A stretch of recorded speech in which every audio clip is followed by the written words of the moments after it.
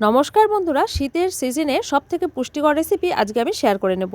এর জন্য আমি বিট, গাজর, পালং শাক, বেগুন সব কিছু নিয়ে নিয়েছি। গাজর আর বিটটাকে ভালো করে খোসা ছাড়িয়ে ঝুঁটিগুলোকে কেটে একটা হাঁড়ির মধ্যে জল নিয়ে ভালো করে ডুবিয়ে নিয়েছি, কারণ কেটে নেওয়ার পরে এগুলোকে কিন্তু আর আমি ধোবো না, সেই জন্য খোসা ছাড়িয়ে জলে ডুবিয়েছি। এবার ডাইরেক্ট কেটে তুলে নেব। কেটে নেওয়ার পরে আর ধুচ্ছি না, যাতে পুষ্টিগুণগুলো বজায় থাকে।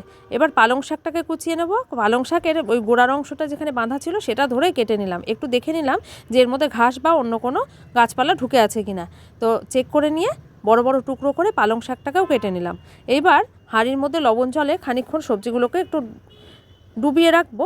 মানে এই অভ্যেসটা করোনাকাল থেকে শুরু হয়েছিল। লবণ জলে ডুবিয়ে রাখলে নাকি কীটনাশক জাতীয় যে অংশগুলো লেগে থাকে পাতাতে সেগুলো বেরিয়ে যায়। যাই হোক, ভালো করে জল ঝরিয়ে নিয়েছি স্ট্রেনারে, 2-3 বার জল পাল্টেও ধুয়েছি। এইবার সর্ষের তেলে সবার প্রথমে আমি বেগুনগুলোকে ভেজে তুলে নেব। বেগুনগুলো আবার রান্নার শেষে দেব, এখন নয়। এইবার কড়াইয়ে সর্ষের তেল গরম করে, যদি বড়ি পছন্দ হয় বড়ি ভেজে তুলে রাখবেন। তো বড়ি আমি খুব একটা ভালোবাসি না, সেই জন্য বড়ি দিইনি। এইবার ফোড়ন দিয়ে দিয়েছি কালো জিরে আর কাঁচা লঙ্কা। সবার প্রথমে টুকরো করে রাখা বিটটাকে ভেজে নেব। বিটের টুকরোগুলো একটু ছোটো সাইজের কেটেছি, আর গাজরগুলো একটু বড়, কারণ বিট সেদ্ধ হতে একটু বেশি সময় লাগে। বিট ভেজে নিয়ে গাজর ভেজে নিয়েছি। তারপরে দিয়ে দিয়েছি 1 বাটি মটরশুঁটি। মটরশুঁটিটাকেও এর সাথে ভালো করে ভেজে নিচ্ছি। ঢাকা দিয়ে রাখবো অবশ্যই, যাতে করে এগুলো একটু তাড়াতাড়ি সফট হয়ে যায়। এইবার এর মধ্যে দিয়ে দেবো লবণ আর হলুদ। লবণ হলুদ দিয়ে আবার খানিকক্ষণ ভেজে নেব। সবার প্রথমে লবণ হলুদ দিয়ে দিলে ভালো করে কিন্তু সবজিগুলো ভাজা যেত না, সবজির কাঁচা গন্ধটা থেকে যেত। সেই জন্য খানিকক্ষণ ভেজে তারপরে লবণ হলুদ দিয়ে আবারও খানিকক্ষণ ভেজে নেব।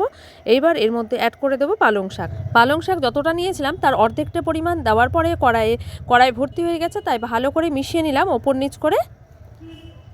এইবার বাকি পালং শাকগুলো আবার এর উপরে স্তর করে সাজিয়ে দিলাম। তারপরে ঢাকা দিয়ে রাখবো। আলাদা করে জলের ব্যবহার করার কোনো দরকার নেই, কারণ পালং শাক দিয়ে যা জলের রিলিজ করবে তাতেই কিন্তু পুরো সবজিগুলো সেদ্ধ হয়ে যাবে। যখন ভালো করে সব কিছু সেদ্ধ হয়ে যাবে তখন কিন্তু এর মধ্যে অ্যাড করে দেব ভেজে তুলে রাখা বেগুনগুলো।